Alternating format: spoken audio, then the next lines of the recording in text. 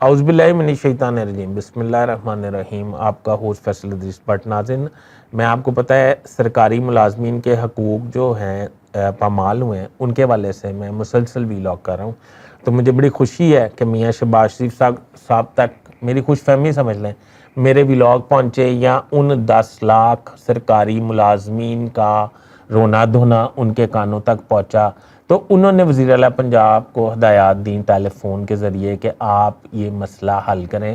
محسن نقوی صاحب کہتے ہیں یہ کابینہ سے میں حل کراتا ہوں۔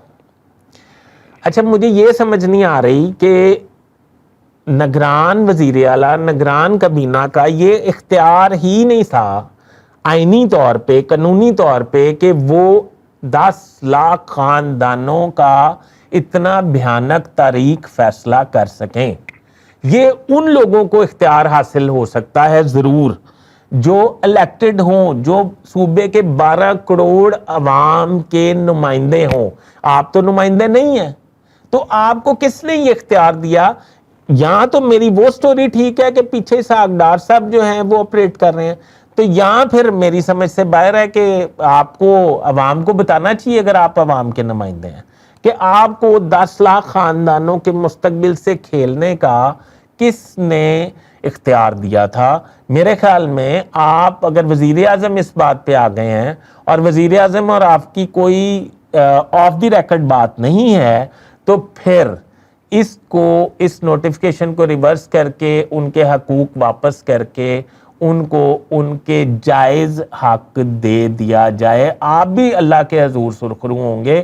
یہ سرکاری ملازمین کی تنخواہیں پینشنیں کاٹ کے ساڈا کچھ نہیں بننا، یہ ساڈا جدوں بننا ہے نا، ادوں اشرافیہ کو جڑا کٹ لگنا نا، اتھوں بننا ہے۔ میں اپنا اگلا ویلاگ کروں گا یہ جو حکومت نے ججز کی تنخواہیں بڑھائی ہیں اس پہ، وہ میں آپ کو بتاؤں گا کہ ججز کیوں امپورٹنٹ ہیں اور یہ سرکاری ملازمین کیوں ذلیل و خوار ہو رہے ہیں۔